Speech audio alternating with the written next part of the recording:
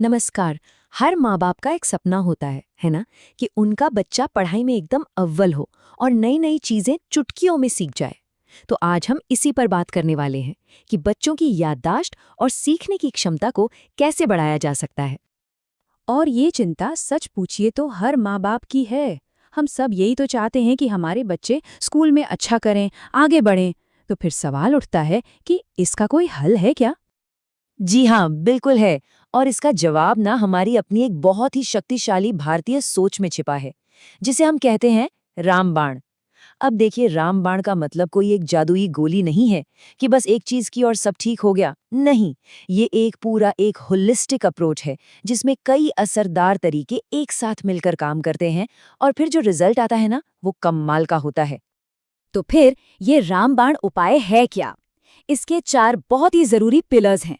सबसे पहला है दिमाग के लिए सही खाना। दूसरा, पूरी नींद और एक्सरसाइज। तीसरा, पढ़ने के कुछ स्मार्ट तरीके। और चौथा, जो बहुत जरूरी है, एक स्ट्रेस फ्री मन। तो चलिए एक एक करके इन सबको समझते हैं। तो सबसे पहले बात करते हैं पहले पिलर की, यानी कि खाना। ये शायद सबसे सबसे ज्यादा जरूरी है, क्योंकि सोचिए, बच्चे का दिमाग उसी चीज से तो बनेगा जो वो खा रहा है।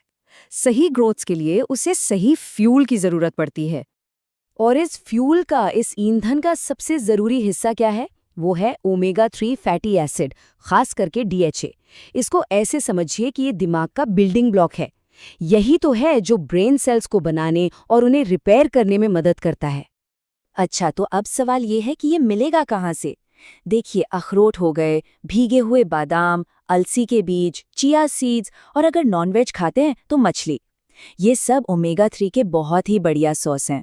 और अच्छी बात यह है कि इन्हें बच्ची की डाइट में शामिल करना बहुत ही आसान है। सुबह नाश्ते में दे दिया या लंच में डाल दिया।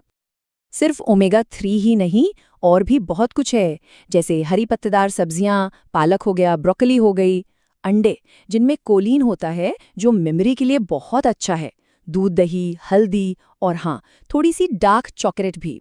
ये कंसंट्रेशन बढ़ाने में मदद करती है। सही मायनों में ये एक पूरी ब्रेन बूस्टिंग थाली है। ठीक है, तो खाने की बात हो गई। अब चलते हैं हमारे दूसरे पिलर की तरफ, जो है नींद और एक्सरसाइज। देखिए, एक मजबूत मेमोरी के लिए सिर्फ अच्छा खाना काफी नहीं है। शरीर की जो अपनी जरूरतें हैं, उनका भी तो ध्यान रखना पड़ेगा। और इसमें सबसे जरूरी बात क्या है? बच्चों को हर रात, और मैं कह रहा हूं हर रात, 8 से 10 घंटे की गहरी नींद चाहिए ही चाहिए। ये एक ऐसा नियम है जिसके साथ कोई कॉम्प्रोमाइज नहीं हो सकता। लेकिन नींद इतनी जरूरी है क्यों?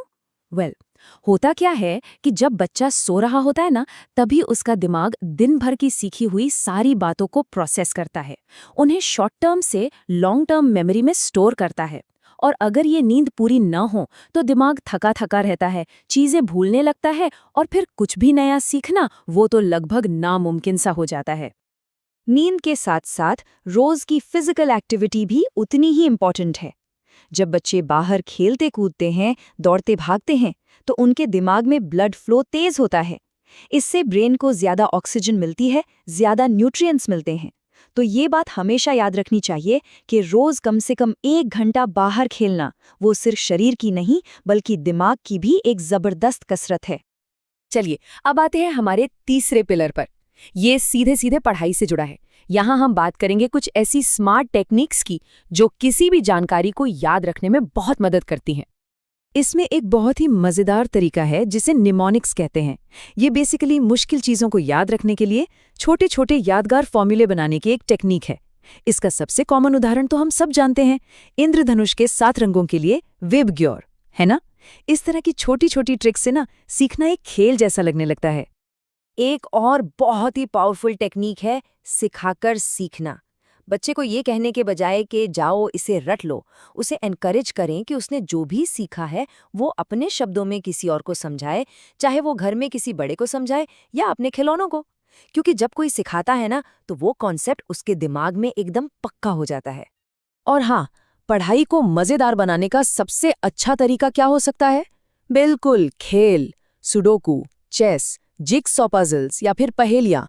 ये सिर्फ टाइम पास या मनोरंजन नहीं है, ये तो दिमाग के लिए एक असली वर्कआउट की तरह है, जो कंसंट्रेशन और प्रॉब्लम सॉल्विंग स्किल्स को जबरदस्त बूस्ट देते हैं। और अब हम पहुंच गए हैं अपने आखिरी और शायद सबसे जरूरी पिलर पर, और वो है मेंटल हेल्थ। एक शांत, स्ट्रेस फ्री दिमाग ही सीखने के लिए सबसे अच्छा माहौल देता है। तो सवाल ये है कि ऐसा सपोर्टिव माहौल बनाया कैसे जाए। सबसे जरूरी है पढ़ाई या एग्जाम का प्रेशर कम करना। स्ट्रेस जो है ना, वो सीखने का सबसे बड़ा दुश्मन है। इसकी जगह रोज सिर्फ 10 से 15 मिनट के लिए मेडिटेशन या फिर सिंपल ब्रीदिंग एक्सरसाइज, जिसे हम प्राणायाम कहते हैं, वो करवाएं। ये मन को शांत करने और फोकस बढ़ाने का एक बहुत ही पावरफुल तरीका है। तो ये है हमारा पूरा रामबाण टूलकिट। एक बार फिर से देख लेते हैं। दिमाग के लिए सही खाना, पूरी नींद और खेलना कूदना, पढ़ने के स्मार्ट तरीके और एक शांत, स्ट्रेस फ्री मन।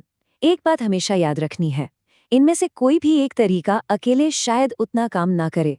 असली मैजिक तो तब होता है जब ये चारों पिलर्स एक साथ मिलके काम करते हैं।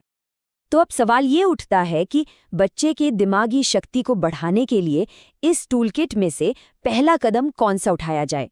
क्या उनकी डाइट में अखरोट शामिल किए जाएं या फिर आज रात उन्हें जल्दी सुलाने पर ध्यान दिया जाए? शुरुआत कहीं से भी हो सकती है।